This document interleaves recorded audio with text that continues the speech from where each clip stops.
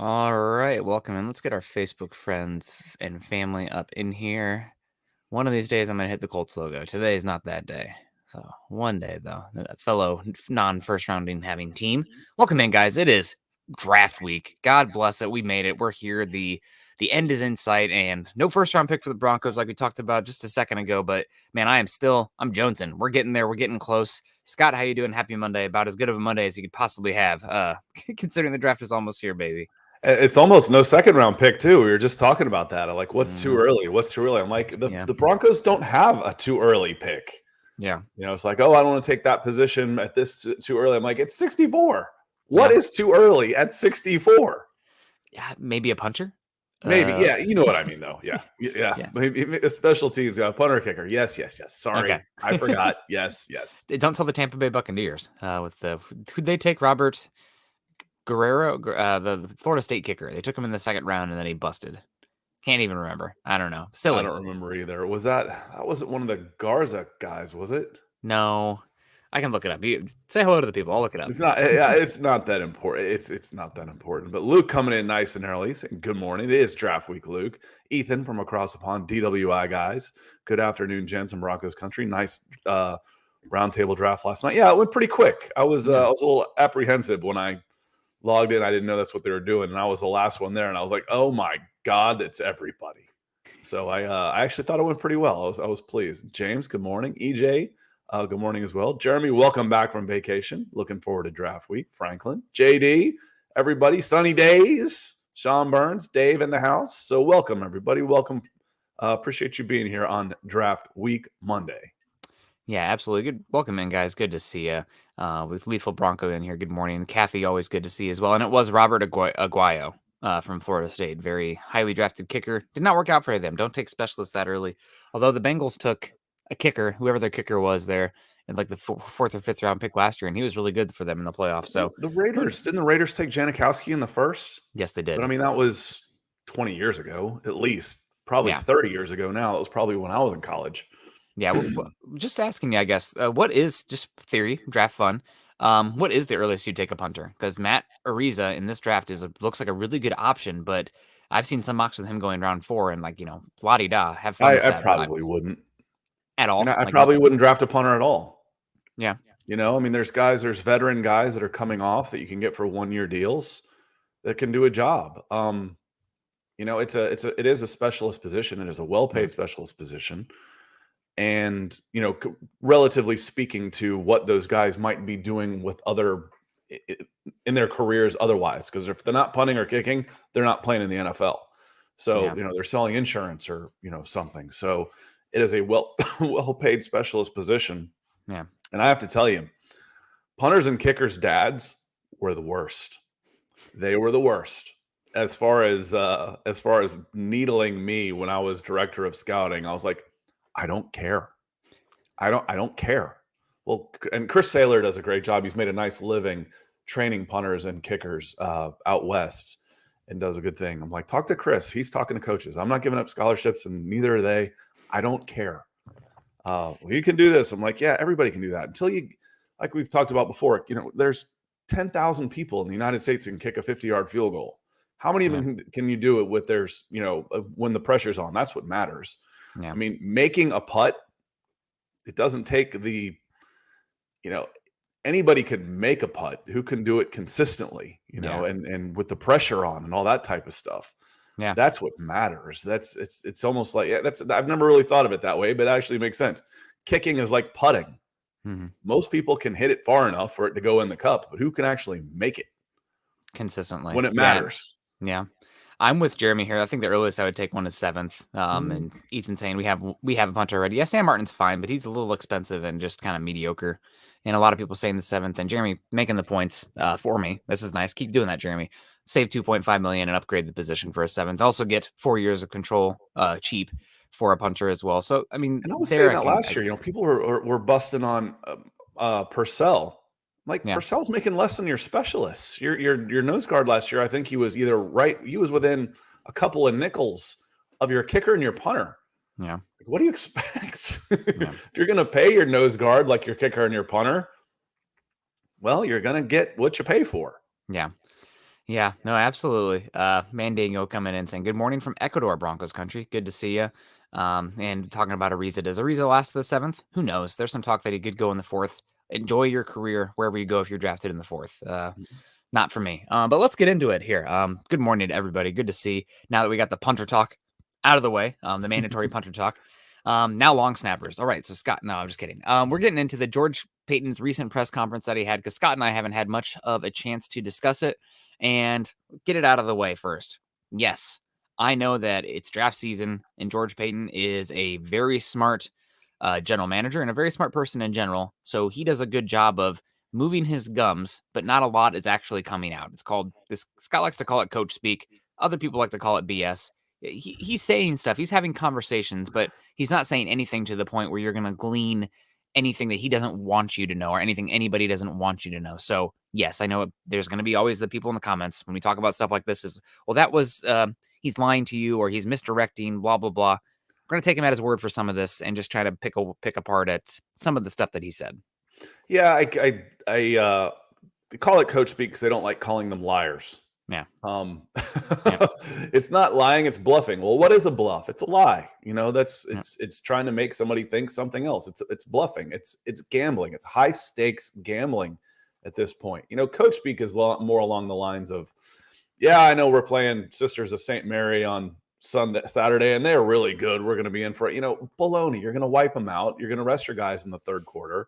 Yeah. And all that stuff. But it goes over to the general manager stuff too. You can't necessarily take them at their fade. When people get upset about what a general manager says, I'm like, a general manager is only saying something to set up his next move.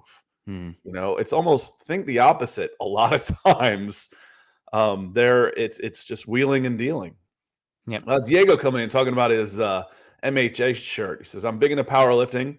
I just deadlifted 645 yesterday for a PR." That's huge, man.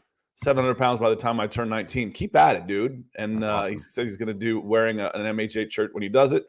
Send us the video. Make sure you send us the video. You can find me pretty easy. Yeah, that's awesome. Well, no powerlifting over here. Just the coffee mug, the morning arm curl here from coffee from. I don't have the joints to lift heavy. I never did. I got these skinny little wrists, and I would have made me a good boxer. I was 6'1", 150 pounds, and was strong. But man, I couldn't. I never had the frame to do that. I'd break myself in half. Yeah, that's not everyone's meant for everything, so that's okay. And DeAndre Weatherspoon, the support here. Thank you, DeAndre. So let's get into it first. So we're going over the questions that George Payton was said, as well as assistant general manager Darren Moogie. The first thing that was asked about is George Payton being pressed on 2023 draft picks as a priority, and if that is something that they're looking to do. And Payton essentially said that we're looking to do it if it makes sense. Obviously, we do love picks, unlike the Rams, a general manager Les Snead, which love Payton getting a little dig in there, just having some fun with it because him and Les Snead are good friends. And that's what he said. It's like you read that stuff and it's like, context. That's why I like the live stuff, Nick. It's like context. Yeah. He goes, no, he's a good friend. He's like, unlike the Rams, we love our picks. We love picks. Yeah. And thank you to the Rams as well for the second and third round pick that made it possible to acquire Russell Wilson without not really giving up your entire draft. Broncos still have a lot of capital.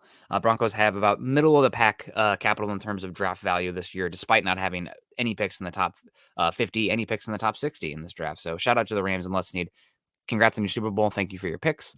But Payton says that if it comes up, we don't want to force it, but we definitely like to add more picks next year. So I guess fact or fiction here, Broncos' strategy in the 2022 draft revolves around, or a big portion of it revolves around adding picks in 2023. What do you think, Scott? Yeah, I think, again, he's saying he's not painting himself in any corner. So he's saying, sure, if the opportunity presents itself, if the right deal, and that's what everything always means. Yeah. If the right deal is there, we'll take it. And you can apply that statement to everything. Yep. Well, is Von Miller going to be traded? If the right deal's there, we'll take it. Are you looking to trade up in the draft? If the right deal's there, we take it. We could just put him on autoplay and repeat, because he's not saying anything that's going to, and I hate to ruin the rest of the next question, but it's exactly what he's saying. Sure, we'd love to have more picks. In order to do that, you're probably going to have to give up some picks. So this year, Nick, but why does that make sense, Nick? One, there's not that many picks for next year. Two, there's not a ton of holes on this team, Nick. Yeah. We've talked about this when we're getting into the why would you take edge at 7th round? man, I'm just trying to get somebody that I think can make the practice squad of this Yeah. team by 7th round. I'm looking for somebody I think has a chance to make the roster. I'm not looking for starters in the 6th. So again, why might you want some more picks? If I can move up, if I can take a 6th rounder and turn it into 5th for next year and move up next year where I might have some more holes in my roster, where I might need to replace some players and some pending free agents, so be it. Yeah, I just we were talking earlier. I'm pelting Chad with articles right now, and he has 3 from me that I'm waiting to be published. But one of them that he's waiting on right now is about how the Broncos need to use the 2022 draft to pick away at the 2023 draft capital. Broncos right now, like I said, they have middle of the pack draft capital for this or value in this draft, but they are bottom 3 next year. Next year, the Broncos picks in the draft, they have 4 right now: their own 3rd round pick, their own 4th round pick, their own 5th round pick, and the Minnesota Vikings 7th round pick. That's it. So not only do they not have a high volume of picks, they don't have very valuable picks either. They don't have top of the drafts or anything like that. So where they sit right now, I really do think that walking away with more 2023 capital, even if it's just, adding an additional like 4 and 5, you're not going to get a 1 or 2 next year probably. But even just doing that can really help the Broncos. And the other issue about that, and a reason it makes a lot of sense, is the Broncos next year are 22nd in salary cap space before paying Russell Wilson, before making a decision on Bradley Chubb, before making a decision on Draymond Jones, before making a decision on Dalton Reisner. Those are some key starters for you on both sides of the ball. So really makes a lot of sense for the Broncos to get a higher volume of draft capital using the excess capital in 2022. And like you mentioned, a filled out roster to then start to make yourself more options, more avenues to build the team with cheap cost control players around those expensive contracts next season. And we got the silent one coming in. I know we made you wait there. I know Scott was Jones. We got to shout out Jacob because he's the man. Thank you so much, Jacob. If you ever have a question, if you ever need anything, I know we always say that, but coming in supporting us, really quiet. Are you a bot? What's going on here? Are you okay? Like, thank you for your support, Jacob. I have a picture that looks so much like your thumbnail picture here that it throws me for a loop, Jacob, almost every time I see it, because I've got one with one of my kids on my shoulder. I'm always wearing blue. And it was in California. I got like a palm tree in the background. And the house on the side. I'm like, it throws me for a loop almost every time. I'm like, oh, that's Jacob. That's Jacob. I'll find that picture and show y'all, because we're like, hey, I've seen that before. So Jacob, appreciate you coming in and the support as always. And a newer name for us coming in with some stars as well. Elton, I can get that part, I think. Bolart. I'm going to go with Bolart, Nick. And coming in with some stars, a newer name, buying us some coffee. Big stars this morning. So thank you, Elton. Appreciate the support and glad you are here. Yeah, cool picture you got there. Crown for a king. Pretty awesome. Kathy coming in also saying, if Chubb has a good year, we trade him for some 2023 draft capital. You'd hope. You don't see that many tag and trades. I guess we did just see Devontae Adams do that, but the issue with the tag and trade is that player is going to be top 5 against the salary cap that year for that position, given the tag, and they are going to probably need a contract after that. And with Chubb, especially, you have the injury history. So I think that if Chubb does have a good year, a tag and trade is very possible, but we're going to get a little bit more into Chubb here pretty soon. Tommy also saying, I think Chubb is franchised. If Chubb is franchised, then you're talking about a massive salary cap hit. It's only 1 year. Sacks. Yeah. And it's possible for sure. So we'll see what happens. Jeremy also saying he's excited to see how Paton and the scouts view this class and how they operate the board. I'm curious to hear what little tidbits of information come out after the draft when things that they wanted to happen didn't happen. And I'm hinting at last year, the Broncos, this is, again, I always got to say this because George Paton, I don't have George Paton's phone number. I can't say, did this actually happen? But multiple people not verified the Broncos had the Broncos ready to take an offensive tackle in last year's class. I'm sorry, Nick, real quick, because you went through it super fast. Yes. And there could be, new people listening. I want to just make sure we clarify and make sure we're real clear about what you were saying about Bradley Chubb. Bradley Chubb is in the last year of his contract. Yeah. You still have the ability to put a franchise tag on him for 2023, which would make him the average of the top 5 highest paid edge players, which next year will be in the mid 25 millions. Yeah. Which means he's going to have, in order to put a tag on him, he's going to have a dozen or more sacks and play in 15 games with a dozen sacks so that you are willing to pay him top 5 money. Yep. Once he's tagged, he's on a 1-year deal, 1-year tag at 25 million or thereabouts. Ethan could probably look it up for me real quick. It's going to be big. And then you could trade him. You wouldn't get as much as if he was on a multi-year deal, but again, if he goes and has 12 sacks and he's 26, 27 years old, he'd fetch a decent price back for him. But again, that makes the most sense, is to try and tag him and make him do it 2 years in a row if you keep him. But that's what Nick was saying when he was talking about the tag and trade, because he is a free agent after this year. Yeah, and you can create some money pretty easily and quickly. I'm guessing Russell Wilson's contract, you can do some things to lower the cap hit to make him more expensive years down the line. You can also do things like moving on from Graham Glasgow, I think, can save you $10 million. Moving on from Ronald Darby can save you $10 million. But I think right now the Broncos only have $12 million in cap space next year, which is concerning. So we got Christopher coming in here saying, at 64 overall, which player are you picking? So we'll get to that, and then we're going to get to the super coming in. Abraham Lucas, offensive tackle from Washington State. Jalen Petrie, defensive back, slot safety from Baylor. Chad Muma, linebacker from Wyoming. Drake Jackson, edge rusher from USC. Or Roger McCreary, cornerback from Auburn. So who are you taking here out of this list? I know who I'm going to – I'll even put them in order for you. I was going to say, Nick will put them in order. I would probably go Lucas, and I'm going to guess that Nick would go Petrie. You are 100% correct. I adore Jalen Petrie. He is such a good player. Got the ball skills, the tackles, the forced fumbles, the versatility. If you want to live in nickel or dime, I think Jalen Petrie is a better tackler and box player than like half of the linebackers in this class. And he's a safety. So I love him. After that, I would go Drake Jackson, 20 years old. I think he just turned 21 this month. Crazy good length, really good vertical and broad jump. A little bit soft right now, I guess, is the terrible thing of finesse, but USC had him playing at 240 when he probably should be playing up at like 270. And his pro day, combine to pro day, doesn't make any sense to me. Weighed in at the combine 250, weighed in at USC's pro day at 274. So I don't know what's going on there. That's with not Drake supposed Jackson. to happen until you're like over 30 years old. I can put on 10 pounds in a week. Yeah, 25 Not just pounds. 10 pounds. I can put on, what's that, about 5%? I can put on 7% of my weight in a week. Yeah. But I really do like Drake Jackson a lot. Will he be there? I think that's a question for sure. Then after that, I would go Luke. Oh, man. Lucas or Muma is really close for me. I'd probably go Lucas because of positional value, then Muma, and then McCreary. But those are all very good options for the Broncos there. And let's get to the super chat coming in here from Kyle Wielden saying, draft week, let's ride. God bless you, Kyle. Thank you so much for the support. And absolutely, let's ride. We also got Kayleon. I saw you yesterday, Kayleon, saying, Nick, I'll see you guys tomorrow night. Hello, Kayleon. Good morning to you. Good to see you again. Let's keep going here with the discussion. Oh, Mark Schrader. Just wanted to say, hey, good morning to Mark Schrader, one of our big benefactors of the show. So good morning. Hope things are well. Hope you had a good weekend. Absolutely. Good to see you, Mark. Happy Monday to you. Happy Monday to everybody. Let's keep going here in this George Paton press conference. I thought this was pretty interesting. He was asked if Russell Wilson's had any input on the team's draft strategy, and Paton said that I talk to Russ daily and I kind of tell him our plan, what we're looking for on our draft needs. Russ is a football junkie. He'll want to know what players we're looking at, and I'll tell him. He'll watch and then give his opinion. He's a great resource. It's good having him around. So thoughts on Russell Wilson being in the decision-making for the draft strategy for the Broncos? How much weight do you put in that?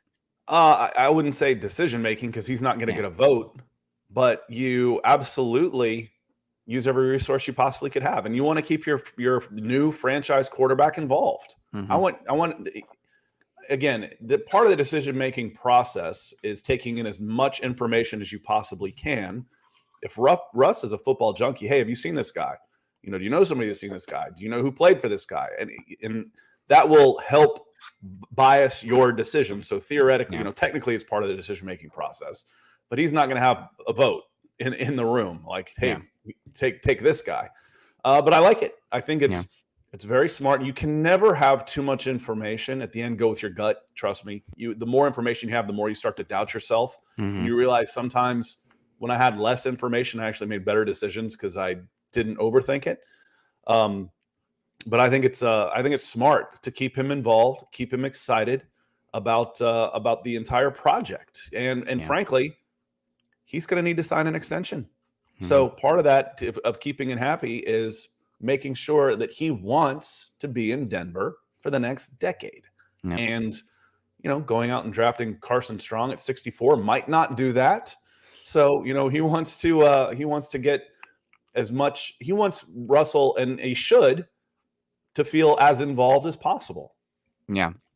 And this is just a true about life. But you know what always makes me happy is when Cassie comes in. Cassie, coming in. Good morning. So excited for the draft coming up. Good to see you, Cassie. Shout out to all our Mile High Huddle ladies. We also got Lawrence coming. I'm glad you're safe, Lawrence, with the support here saying, I'm back, fellas. That snowstorm over Wolf Creek Pass was brutal. Coming back. Thank God for the Jeep, Trailhawk. How are you guys doing? I'm doing good that you're coming in and you're safe and everything, Lawrence. So good to see you. And good tires. Make sure Yeah. you got good tires. I feel like the tires are more important than the vehicle these days. Tires, windshield wipers, too, especially out here in the Pacific Northwest. I mean, gosh.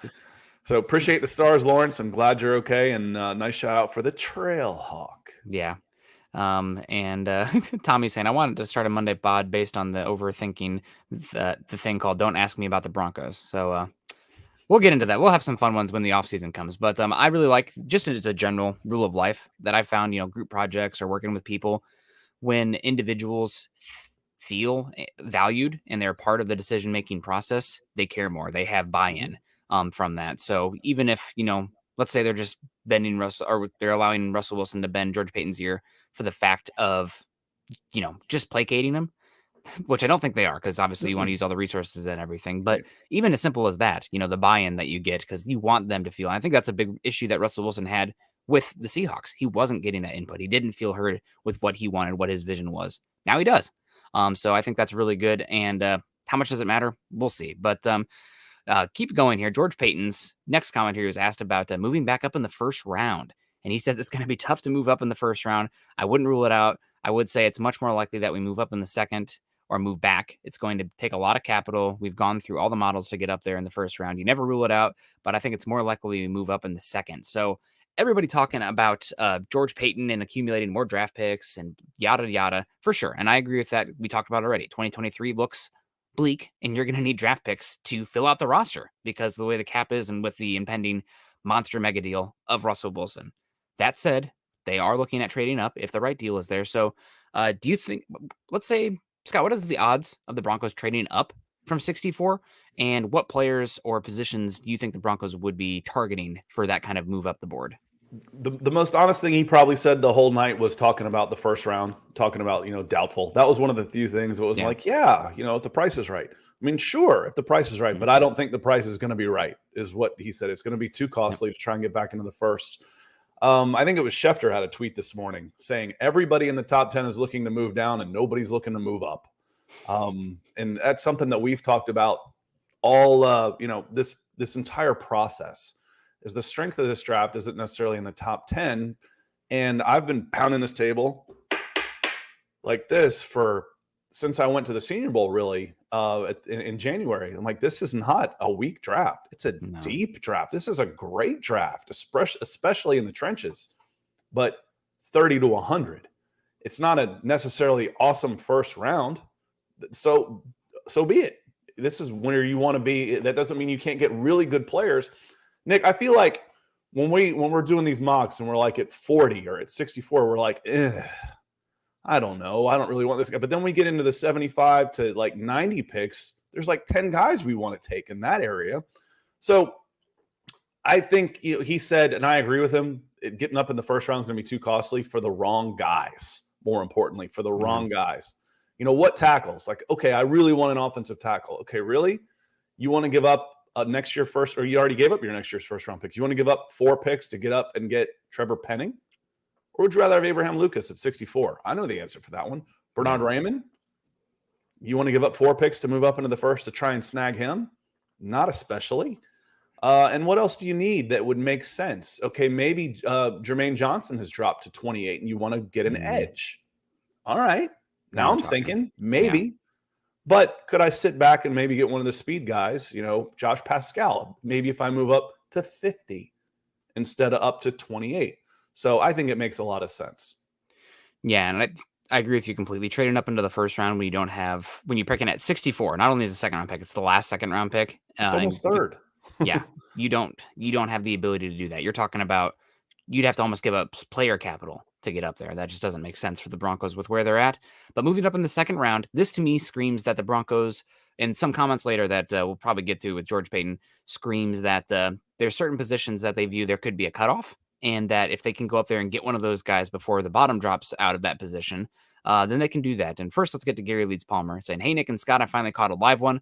Love you guys. Love you, Gary. Hope you're doing well. I know that you had that, I guess, mentioned recent show. You had that in and out of the hospital, but we always appreciate hearing from you, Gary. So hope you're doing well. Also want to say hi to JJ Johnson coming in here saying, good morning, Broncos country. Excited for draft week. Amen. Very excited for Broncos draft week. And of course, Michael Ronquillo coming in saying, good morning, Nick and Scott on Broncos for breakfast. Go Broncos. Go Michael down there in Tucson, Arizona. It's good to see I you. didn't see Michael sneak in. So good morning, Michael. Thanks for being here. Oh, man. And Jeremy saying, Nick, would you trade 64 and 75 for Daxton Hill? Yes, I would. Absolutely, I would. That's not that much for me. You already have 9 picks this year. And I think Daxton Hill is a difference maker. I think he's, honestly, let me pull up the board here real quick. This is going to take me a second, but I think Daxton Hill, you could talk about him being, with his profile, one of the better cornerbacks in this draft class. I would put him as the 5th cornerback in this class behind Gardner, McDuffie, Stingley, and Booth. After that, hell yeah, give me Daxton Hill. I adore him. One of my favorite players in this class. 64 and 75 isn't too much to get him because I think he is a unique skill set. Even though he's a safety you can play boundary corner, you can play slot, you can play 2 high, you can play single high, come down, good length. Man, absolutely great player. My nightmare. I really think that Daxton Hill is going to end up on the Chiefs. They took Chris Jones from me. I think they're going to take Daxton Hill and going to make me really sad.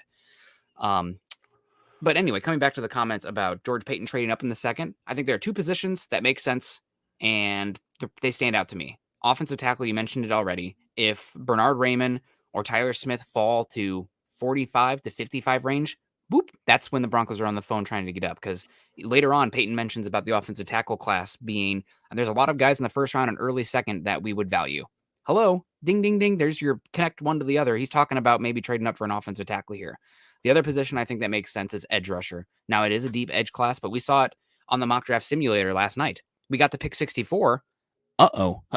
Who do we have left to choose from? We had Doug Malone and Robertson, I think of the name, from Miami, Ohio. Other than that, though, all those guys that you like round 2 are gone at pick 64. And if that's happening, I could see Peyton getting a little antsy thinking like, okay, we got to go up and get an edge rusher because it's not only about getting that wave of pass rushers, which you talked about in the press conference, but it's also getting yourself an option for next year when Bradley Chubb potentially gets paid. So Nick Bonito was gone. Drake Jackson was gone. David Ojabo was gone. Logan Hall was gone. You had Josh Pascal gone. You had Arnold Ebiketie gone. Everybody was gone. Our options were Kingsley Enagbare, and that's about it.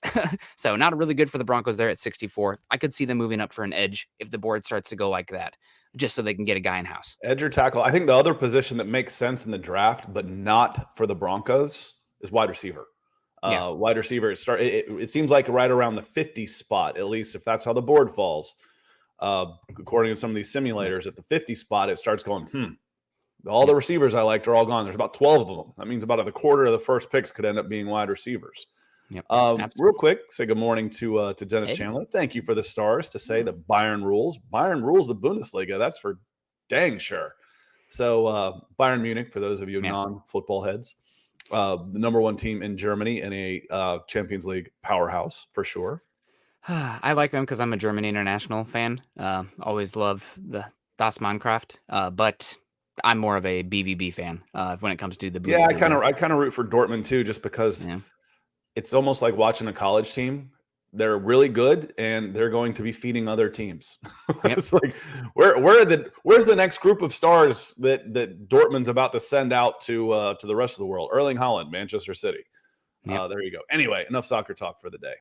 Eddie coming in. Sorry I didn't get to this one. Eddie had some more points to talk to. Hey, Nick and Scott, why would we move up in the draft? I feel like we would have to give up a player to move up. Makes no sense. Wouldn't have to give up a player, and it's not going to be a monumental move up. I mean, last year, the Broncos, we saw it last year. They didn't move up a lot, but the higher you are, the more the small moves cost. And the Broncos moved from 40 to 35 last year with the Atlanta Falcons. Thank you, Scott. And only gave up a 4th-round pick and pick 40 to move up to 35. So it depends on how far you're moving, et cetera, et cetera. But yeah, and we got Lawrence coming in with the long one here. Thank you, Lawrence. Go ahead, Scott. I need to take a coffee swig. Yeah, I'm about empty on mine, so that means Nick must have been talking too much. Lawrence says, coming with some stars. So this is where we can use some of those expensive contracts coming up and get some new young blood that won't cost a lot, but still play the game. Play the same. That's not always so easy to do. It all sounds good in theory, but established veterans are more expensive because they're established veterans, even if they're backup guys. Yeah. You don't know what you've got in rookies. It's like, oh, well, I'll just put a 6th-round guy there. Well, that 6th-round guy might not be able to play a lick once he gets to the NFL. So it's no sure thing. That's for sure. Mm-hmm. I'm pretty sure Paton could pick up a few players where we don't lose talent and get younger, all while still going for a run at the Super Bowl this year. That's the hope, with 9 picks. But it's no sure thing. When you're talking about, what are you're about 16 practice squad players. Does that sound about right? Yep. 55 man, you're talking about 70 players. You really want to, 15, 16, 17% of your team to be rookies? Probably not. Yeah. Probably not. If you're going to be making a run. But you can stash some of those guys on the practice squad while getting cheap control veterans who might want to come in on a I want to make a run at a Super Bowl charge, which is the Buffalo Bill, not the Buffalo Bills, the New England Patriots have been doing for the last 15 years. Yeah. With guys that say, I want to go play with Tom Brady and try and win a ring, and then maybe I'll get paid in my next contract. Then that's something you can do as well. Yep. Absolutely. Benjamin Flores saying, "Morning, gents. Good to see you, Benjamin. Always great to see you." And we'll keep digging into George Payton's comments here. So he was asked about the strength of this class in the 2022 draft in general. I thought some of this was a little interesting. He says that I think the edge class is really strong. Everyone needs pass rushers, and I think there are a number of pass rushers in this draft. I would say that would be a strength. The other positions that are strong, but if other positions are strong, but I think edge is number 1. I think if you're picking in the first round or high second, you can get a good tackle. Ding, ding, ding. There's your maybe trade up talk right there. And I think there are some good offensive linemen in general. Receivers have been strong. I think this is a strong receiver class. That's about it. So obviously talking a little bit about offensive line, talking about tackles, edge rushers. We haven't really talked about wide receiver that much. First, Mark coming in here saying, not our biggest need, but if Christian Watson fell to 64, would you take him? Bet you'd love have a lot of trade down options. So I think Scott would take him. I would think I'd want to see what the rest of the board looks like. There is a certain point. It's kind of like me talking about running back. I'm talking about Kenneth Walker and Breece Hall there at 64. And if they are there, they're probably far and away BPA on my board. Even though you don't probably need to spend a 2nd-round pick on the running back, you don't circumvent value because you don't want the position that late in the draft. So Christian Watson at 64, probably BPA, probably do end up taking him, but want to see the board. Scott, you probably means somebody's expendable. Yeah. At that point, it means you've got at least one too many wide receivers in the room, and somebody then becomes expendable. Yep. Thank you for the stars, Mark. I probably would, and then figure things out. Yep. Who really wanted him at 40 but didn't have a pick and needed somebody else and took him. I might be able to flip him, but it means somebody else is probably expendable. And then Dennis comes in with a question that kind of ties into this with some stars too. Would you make the following trade? Bears in 39 and 48 for the Broncos 64 and Judy. If somehow I get my way into Christian Watson and then I move 64 and Judy, I don't think that's enough though. We should be able to get a really good edge and right tackle for those spots. You're basically the answer for that, Dennis. The short answer is no. I wouldn't make that trade because I think you're selling Judy short at that point. Yep. I also think selling Judy at all right now is selling Judy short. You probably want to stash him this year, and if he's still having some, I won't call it issues, but some actions on social media that is upsetting the front office and some of the people, and maybe you're not loving the long-term fit of him and you're looking to recoup some 2023 draft capital, maybe a year from now we're having that conversation. But I think you're selling extremely low on Judy right now. And you're almost saying, would I trade Jerry Judy for Bears 39? I mean, that's not that far off of saying, a high 2nd-round pick for Jerry Judy. Probably not right now. I would be interested in seeing him one more year with Russell Wilson and an offensive-minded head coach who wants to put the ball in the air with a new quarterback and a new philosophy on offense, a new philosophy in Denver.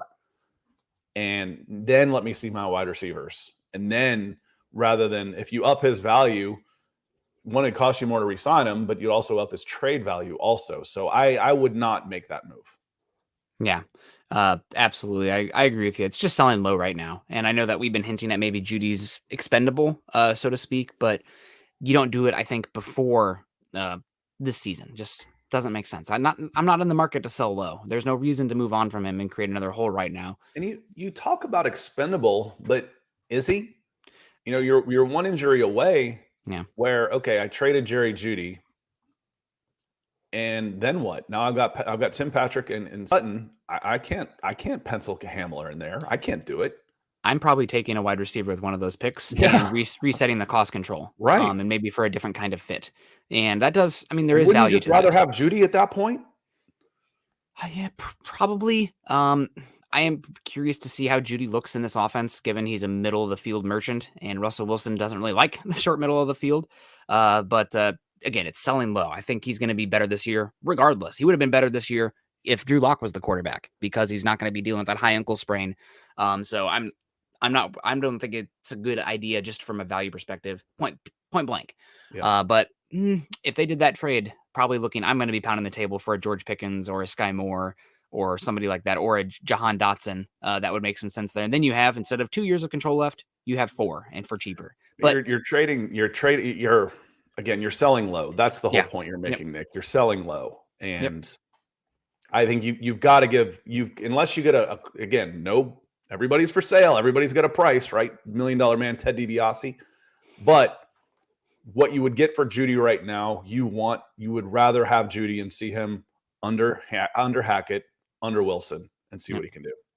Yeah, and continuing on here before we get to our final mock draft Monday, talking about George Paton was asked in his press conference if there's any juice or excitement that comes along with negotiating trades throughout the draft.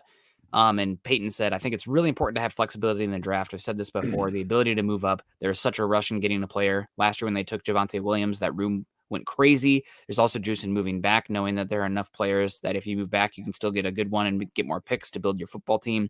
Always fun getting on the phone with their GMs and having fun with it and making trades.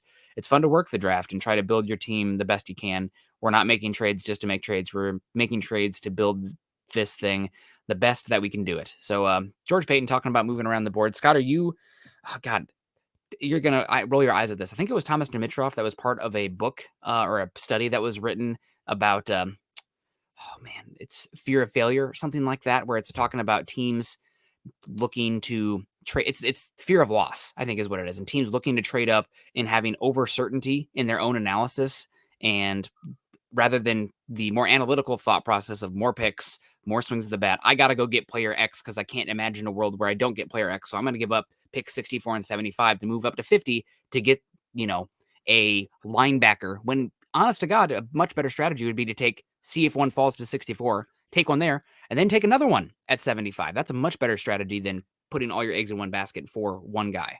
Or I'm going to have a 13-3 team, and I'm going to give up 50 points without forcing a team to punt in the first round of the playoffs, and I'm going to counter that move by spending 5 high picks on a wide receiver. That Thomas Dimitroff?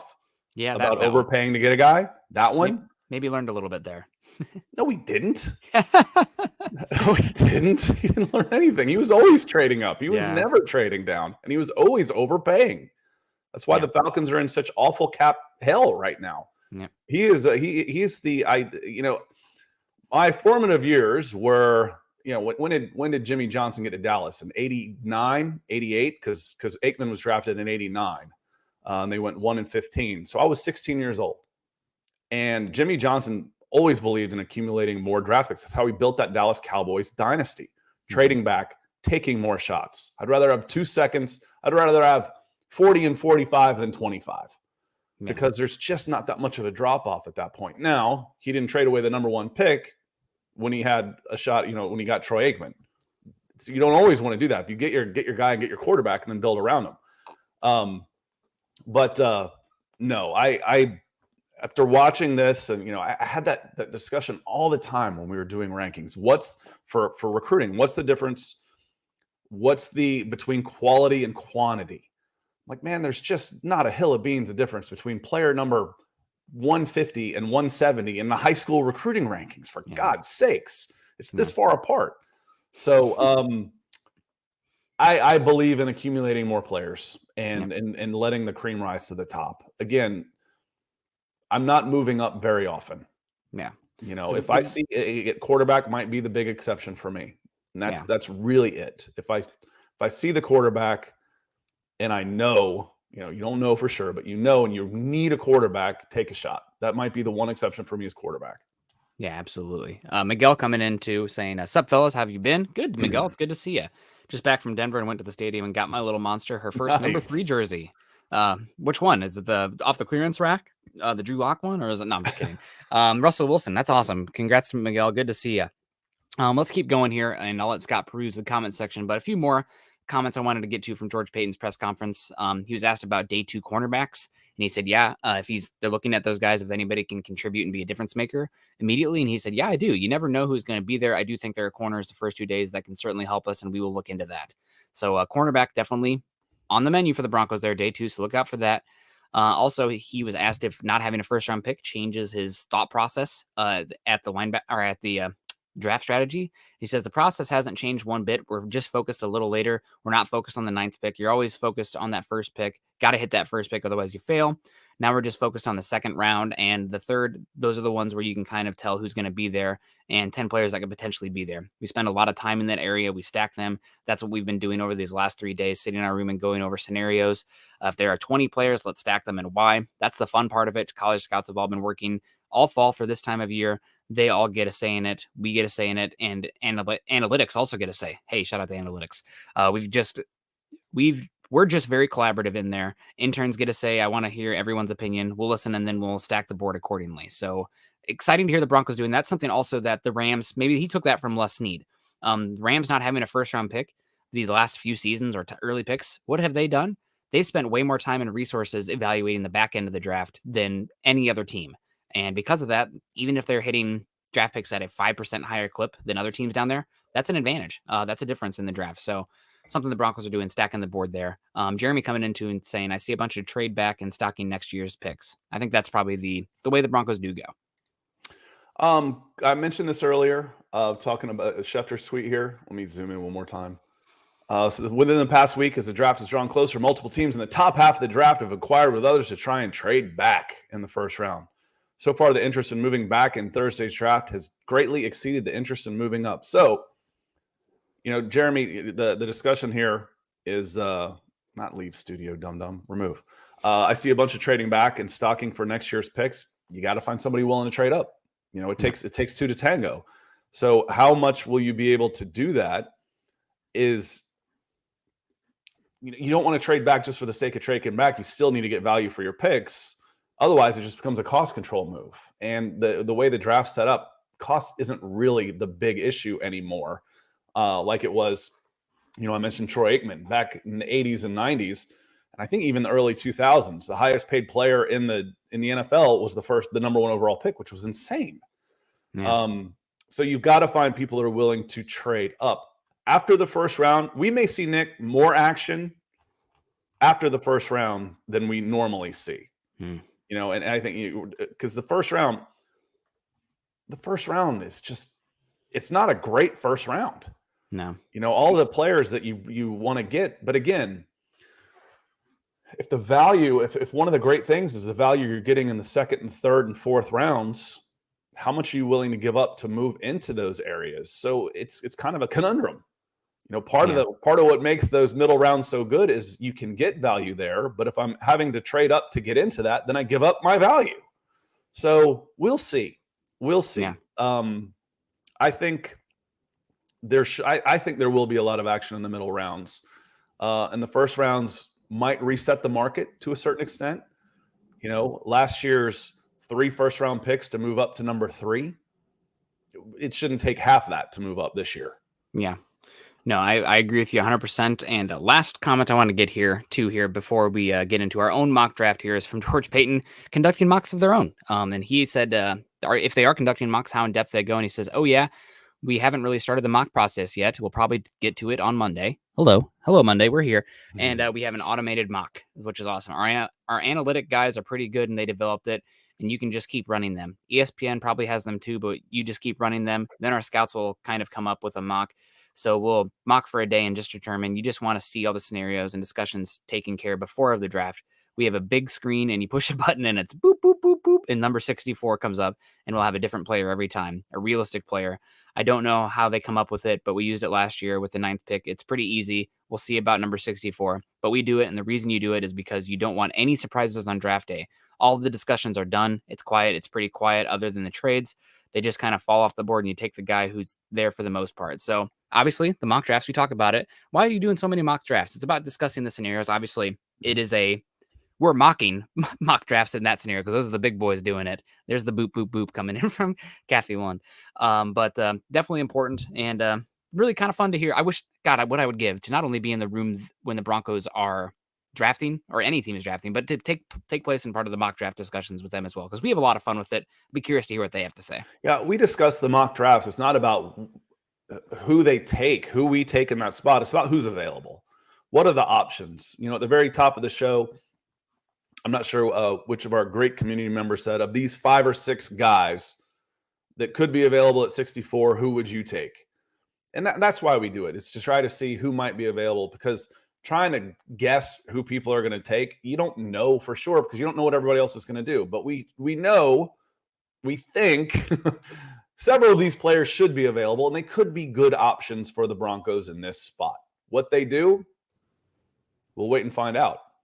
Yeah, absolutely. Well, we have, 10, 15 minutes left on our clock. So let's pull up a PFF simulator. Scott, before you pull it up all the way, can we mess with the settings a little bit? Yeah. On that slide bar? Cool. That's great. Because want to kind of mess with it, change it a little bit for compared to what we did yesterday. All right. We've got I've got public versus PFF board, so average draft position, which is now skewed because people were drafting based on their previous rankings. Yeah. Hence why we got Stephen Weatherly in the 6th round yesterday in the draft. Or not Stephen Draft for needs is more or less. I want to do less on that. Let's do less. Let's do positional value less as well. And let's crank that randomness up to maybe 1 off the top. Almost all the way. I'm here. I mean, that's the draft, man. The draft is random, and I'm here for a little bit of value chaos. is less. Just slightly I actually less. want that to be a little bit more. I want an edge rusher there at 64 for fun. They're never there if you turn that up. All right, let me. I want to hit a couple of the comments that have come in real quick. Yeah. Dennis Chandler, before we get started, says, "Do you think the Broncos trading for players on other teams? You don't know. I would say yes. Yeah. The Broncos did it half a dozen times last year based on injuries. Yep. So I don't see it happening before the draft, even possibly during the off season. But come August, come September, I think we could start seeing that kind of thing again. And that's when it's nice to have that extra cap room. You can go grab a $1.5 million guy like Kenny Young instead of, all right, maybe I can find this guy that I think is retired. Yeah, all right. Absolutely. Let's keep going here. We got Lawrence Rivera coming back into saying, what about the quarterback coach? Double nuts. Look at that. That's chaos. Scary, isn't it? Saying, forgot his name, quarterback coach, Bobby's. Forgot his name, but I know it starts with S. He's a really good coach. Can we poach him and put him on our training staff next year? You talking about Brett Rippon being the quarterback coach? Maybe I'm not sure exactly what you're going for there, Lawrence. But Lawrence also coming in on from Facebook to YouTube saying Jacksonville going a quarterback again. Thought it was funny when we saw the Bengals go quarterback there at pick. What was it? And then like running back, they went like quarterback, running back, wide receiver. Broncos 64. You see the sliders I'm using. We're leaning more towards public. Care for positional value is less. Draft and the thing is that's also built in anyway because the board is set because of positional value. So it's you set your rankings based on that anyway. Like when I was doing top 100s, I didn't have a guard number 1. I already moved him down because he was a guard.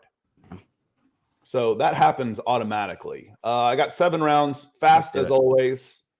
I'm going to enter draft. You ready to go? Let's do it, baby. Let's get into the draft and getting on, and our final mock draft Monday. I do want to savor the moment a little bit. No trades, nothing like that, but let's enjoy it. So let's go. Start draft. I want to see who they had going off the top after we did this. Oh, man, I was hoping for Travon Walker at 64. He already went off the board. I saw it. It wasn't that random, was it? Nope. Wasn't random enough. Calvin Austin went higher. There's Petrie. There's the question right there. That's the guy. Hutchinson 1. Stingley up all the way to number 2. They like Stingley a lot. Evan Neal, Gardner, Charles Cross at 5. Icky falls to 8. That's a pick I would take for the Falcons at 8. Devontae Wyatt at 9. Goodness gracious, that's high. That's classic Seahawks, though, right? Took a LJ Collier and Jordan Brooks in the first round. They don't really. Johnson all the way at 10. Kyle Hamilton falls to 12, which you've been talking about. And guess who got Travon Walker?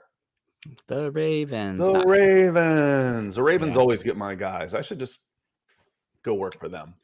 That'd be a team to work for.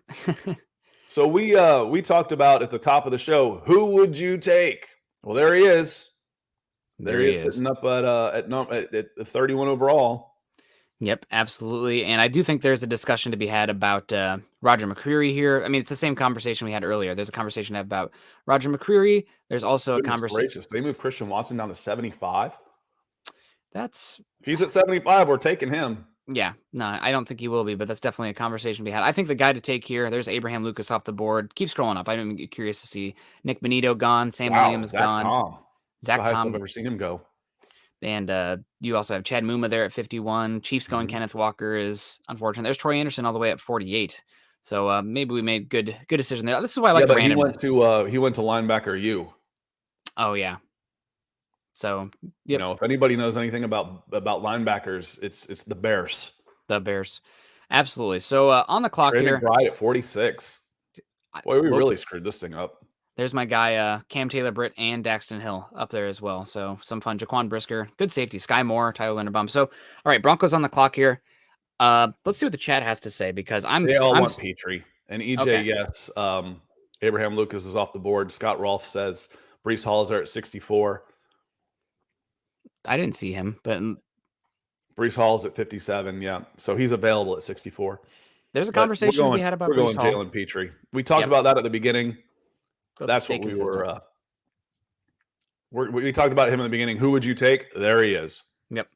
And the fact that he falls to 64 is probably partially because of his positional value, but this is amazing. Oh my God, Drake Jackson. Sorry, Scott. I know that your guy might still be there in Christian Watson. He came off. He's gone. Well, good. This is easy. I would say that he went to the Seahawks. That's a good pick for them. Brees Hall gone to the Bears. Got Brees Hall. Another Iowa State running back for the Chicago Bears. But this is easy for me. This is Drake Jackson all day long. He shouldn't be there. This is yay for randomness in the mock draft simulator because this is ideal. But it's close to the positional value for the most part. I mean, it's close. Petrie was up at 31 and fell to 64, which is high. Yeah. But man, so far so good. Let's see what the comments are saying. Jalen Petrie, Mark Schrader saying Jackson, and Ethan saying it's not a realistic mock. You never know. That's the thing about the mocks, right? Like this is maybe most Drake Jackson of them aren't realistic. I mean, there's always some outliers in there. That's why we cheat the system. But again, remember, we're biased. You guys are probably a little biased based on what we've been talking about. Yeah. You know, some of these guys that we love, Abraham Lucas could fall to the 5th. I love Abraham Lucas. That doesn't mean NFL guys do. No. I mean, I said Spencer Brown in the 1st. He fell to like pick 100. Yep. I was right. Absolutely. So let's scroll on here. We're just gonna have fun with it anyway, realistic or not. We turned up the randomness, and here we are.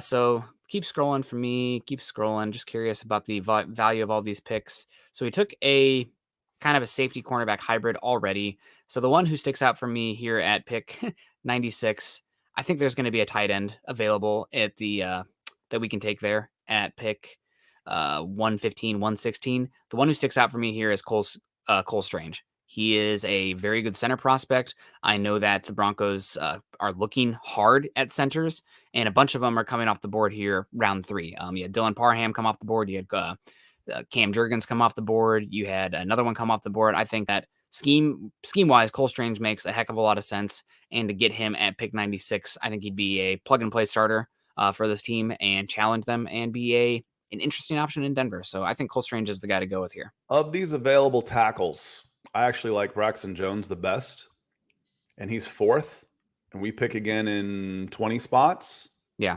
I want to take a gamble that he's going to be there, Braxton Jones. Can you scroll down a little bit too? Just because I want to give a shout out to there he is. I do like Willetsko and Burford. I don't mind any of those guys. Yep. In this range, the 115 to 145 range. And that's also the area where I'm going to be looking at tight end and running back as well. And there are several available there too. Yep.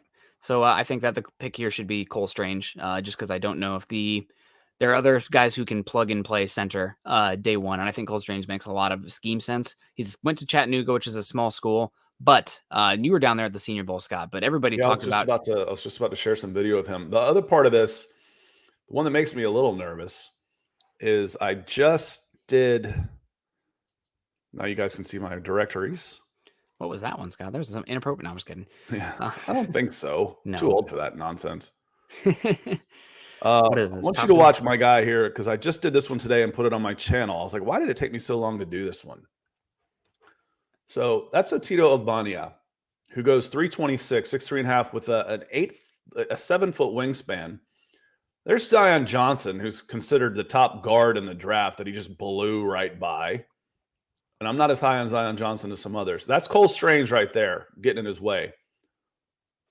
They threw the flag. hold. When Yeah. Ogbania gets his momentum going forward, he dominates these guys in front of him. I kind of like this play, just the hustle play.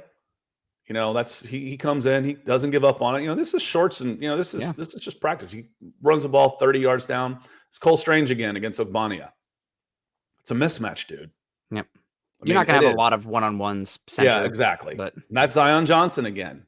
Zion Johnson, again. Ooh, look how long he is. Look, he's got a 7'1" wingspan, 35-inch arms. That's Andrew Stuber, and they took a tackle and will move to guard. Hmm. But this is Ogbania. This is Strange again. This is Cole Strange again. So this isn't necessarily to say don't take Cole Strange. It's me saying Tito Ogbania is underrated. How about last night? I was banging the table for him in that Pierre Strong pick, and we ended up taking Zion Johnson again. I mean, he's ragdolling him. Yeah, he's good. And Zion Johnson's supposed to go in the 20s. Yeah, come on, man. So we're back on at 15. Did we lose 115? There's Braxton Jones. I really like that pick. Braxton Jones would be a good one. We've done that a few times. Let's look at just scroll down a bit, just because I'm curious to see if there's any board deficiencies. Ooh, man. David you can Bell have the 116 pick. Okay. Well, so you're going to take for sure. I like him. I mean, unless you see two guys. It's early for me. I'm curious about the, can you click on tight end? You can just take Braxton Jones, because I agree with you on that one. Braxton Jones Jelani Woods is still there too. 115. And then I think this is I think we're going to go Jelani Woods here. Oh yeah, there's Jelani Woods. Too good of an athlete, 6'7", good frame, pretty good blocker. I think good blocking upside as well, and how he tested, he can stress the seam. Yeah, so, I would have been okay with Daniel Bellinger there. I think that it's pretty obvious to me that Jelani Woods is a very good pick here. If you would go back to the board real quick, though, because I do want to talk about a few guys that are available here. Marcus Jones could fall here because of shoulder concerns. He's a very good player. I know we already took Jalen Petrie, but I don't care. You need more guys. And last year, the Rams used Demarius Williams with a lot of boundary snaps despite his small stature, because they don't play much press. It's a lot of off coverage, so the length doesn't matter as much. D'Angelo Malone makes a lot of sense here as well. You could double up on edge. I think doubling up in the draft makes a lot of sense. And Damari Mathis is another name that I think really good scheme fit, good athlete, very physical, sometimes a little bit handsy for the position, but he is safety, off coverage, cornerback type of player that very much fits the Broncos scheme that I don't think we've talked about enough on here. He could easily be the Broncos pick at 96. I wouldn't blink maybe, at that and maybe this is a point where I take 145 and 206 and try and get back up into this spot. Yeah, definitely possible. I like D'Angelo Malone, but I liked him a lot more when he was, 120. Yeah, he's a pass rush specialist. Brian Cook also deserves a shout out here, but I think the one that we need to go with here is Jelani Woods. He's being mocked to the Broncos a lot at 96. I think this 4th round spot is perfect for looking to draft a.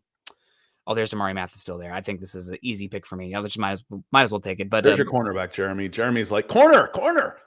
You should take a corner. How about a corner? Have you thought about corner? There's your cornerback, Jeremy. And I saw Tito go off the board there, so a little bit unfortunate, but it would have been nice. I think he was there for round 6. Oh, goodness gracious! Double up on that position. I do think go Matt. Well, let's go here in a heartbeat. Can we see if Spencer Burford's still available? And then I don't need him to start right away, but 6'7", 315 pounds, and moves like him in the 6th round? Yep. Put him on the practice squad for a year, for God's sakes. Yeah, and I think Burford's gone. So yep, that's I do like Dare Rosenthal. We haven't talked a lot about him. Jatire Carter actually too. Interesting. Dare Rosenthal. That's a name to keep an eye on. I think he's massively undervalued here. But Scott, I got no issue with you. We talked about it earlier. Doubling up on a position doubles your chances. And Matt Waletzko has massive length, massive athlete. Probably I think he's going to go round 5. And you touched on it here. His ADP is great.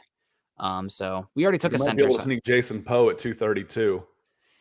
we might. We already took a center though, so I don't Yeah. even know if you need that kind of guy. So I agree with you. I think the best value here is Matt Waletzko. And I mean, again, I wouldn't blink if he was gone in the fourth. If yeah, he got taken in that Spencer Jones area.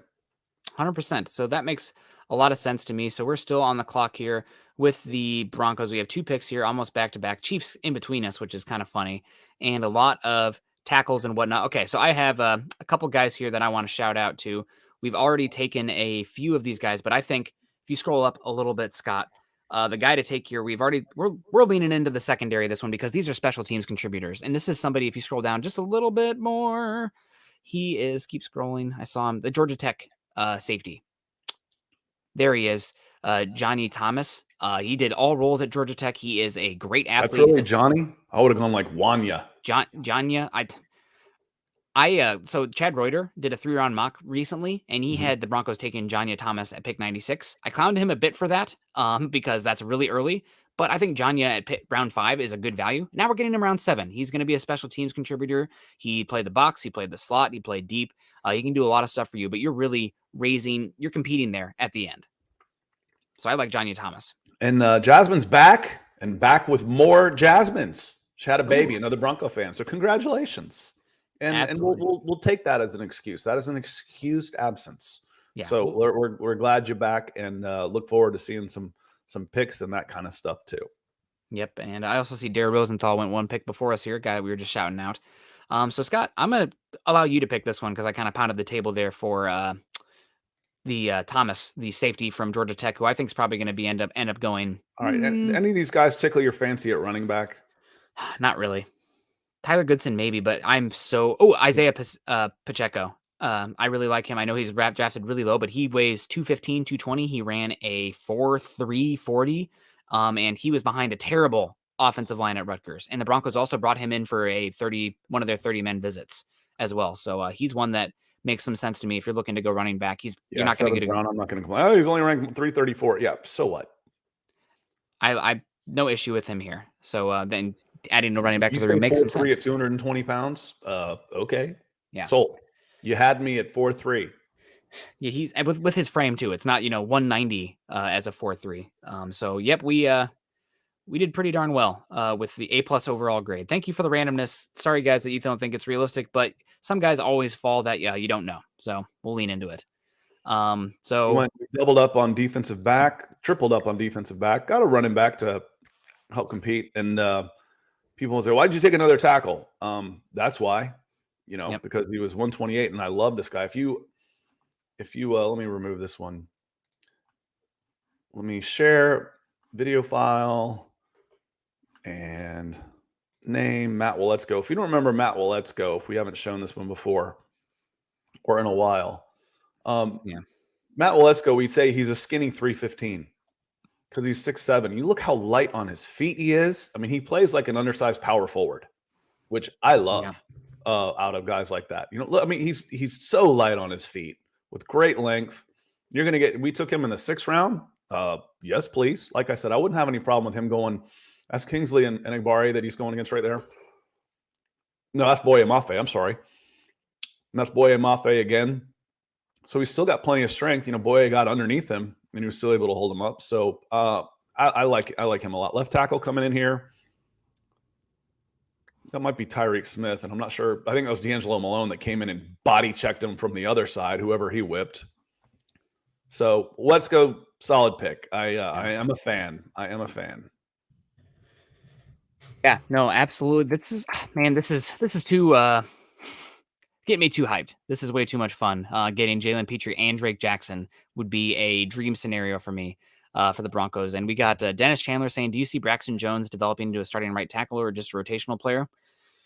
You're talking about a day 3 tackle for a reason. It's going to be developmental for him. And if he becomes even let's say a slightly below average starting right tackle on his rookie contract, that's surplus value for a 4th round pick at an offensive tackle spot. So we've been talking about it. We've been hinting at it earlier.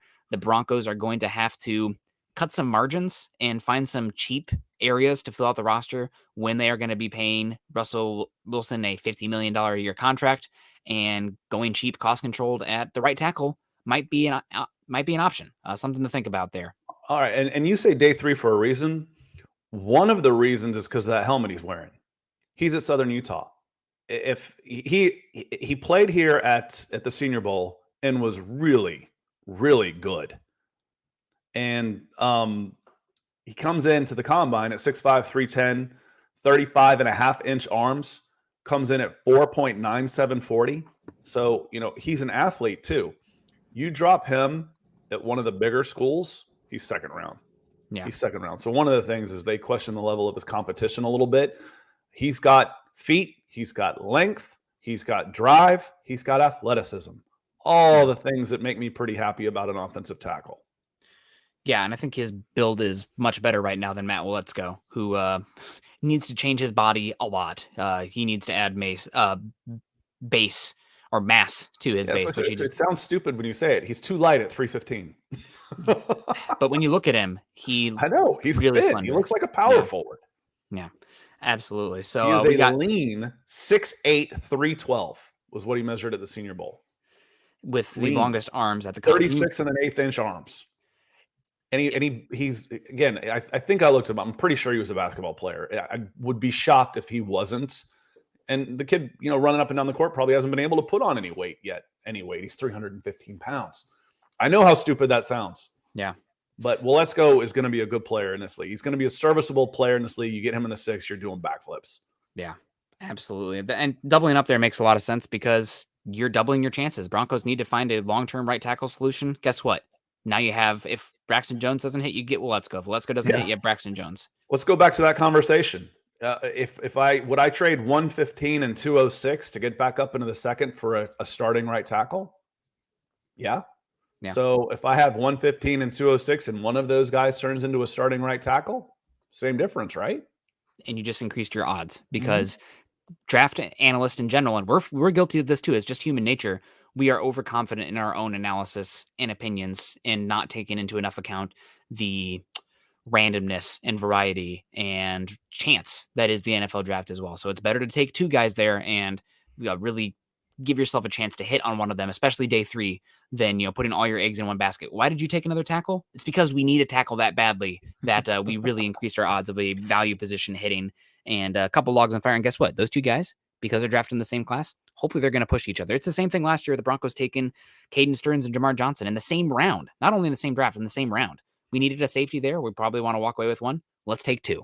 So it makes a lot of sense. So, Scott, we're at an hour and 7 minutes. Talked about George Paton's comments today, hung out with the chat, and did our final mock draft Monday until next Monday when we do 2023. God, I can't wait for that, Scott. It's going to be a lot of fun. Just kidding. We're not doing 2023, guys. And Ethan coming in, hashtag the closer. God bless you, Ethan. It is great to see you. Thank you for sending us out with a bang. We appreciate you. Yeah. Boom. An Ethan bomb. Boop, boop, boop. I already have a topic for tomorrow that we can talk about. ESPN Plus came out with they called it a CAVO, career approximate value over expected, and they graded the value of the last 10 years of draft picks for all 32 teams. The flaw in it, for me, is same like when you're giving ratings, you go to a restaurant or a hotel, and they use the expected type of grading system, and there's 5 of them there, and it's like worse than, a little bit worse than, as expected, better than expected, or much better than expected. Well, when I go to a really good restaurant, as expected is average. That ends up being an average score. So they get like a 3 out of 5. So excuse me, with their grading system, first round picks basically got no points. Yeah. Because you expect them to be, so they could only hurt you, which is a little bit silly to me, because if I get a cost controlled quarterback or wide receiver or one of these premium positions for 4 years, then I'm getting great value. But it was still a fun exercise to do, and we're going to run through that tomorrow and find out where the Broncos were, some of the better players that performed overvalue, who was undervalued, and then we'll talk about where they missed some of these guys based on the reasons that I just talked about. Yeah. Absolutely. So, man, good job on the mock draft. Thanks, guys, for joining us today. We're going to get on out of here. Make sure you are following Scott and I on Twitter. Scott is at Scout Kennedy. I am at Nick Kendell and MHH. And I'm guessing you guys are going to have to go easy on us, but you're going to have to also get used to us. Scott's already coughing. We're going to be on air hosting Thursday night. So that's going to be a heck of a time. Scott, we're going to have to. I'm curious to see your emotion if they take a wide receiver. I'm not pulling for it, but what happens? The Falcons will trade back. That's what's going to happen. I'm putting it out in the universe for a trade back from the Falcons at 8, just for everybody's benefit. Also, more picks to talk about in 2023, which would be fun. You think I roll my eyes at Pokemon? Wait until the Falcons draft a wide receiver at 8. Ooh. They're stuck. Oh, man, Nick, they're stuck. I can't get him back down. Oh, God, your grandma was right. Your face's going to stay that way. But make sure you guys are following us. I'm also at Nick Kendell, MHH. Follow us at Mile High Huddle. And Twitter at, he has 2 Twitters at Mile High Huddle. What are you doing, Chad? Also follow us at Huddle Up Pod. Follow us at BFB_pod for Broncos for breakfast. And make sure you join us on Facebook.com/Mile High Huddle Pod. And subscribe, like, and share on YouTube. Because we're going to be going live again tomorrow. We're going to be going live Thursday. We're going to be going live all throughout the draft. So make sure you guys are hanging out so that we can provide some insight and hang out. I mean, it's a lot of fun. It's the draft week. We've been talking about this since December last year, preparing for this week, preparing for this Thursday. So you don't want to miss it. You want to hang out with us. I know Mel and all those other guys are great, but come hang out with the Mile High Huddle guys. It's going to be a lot of fun.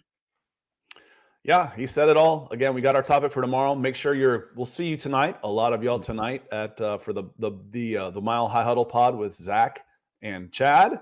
And that's all I got, man. It's gonna be a fun week. Yeah, absolutely. We appreciate you guys. Have a great one. Choose kindness, choose compassion. Happy draft week. Happy Monday.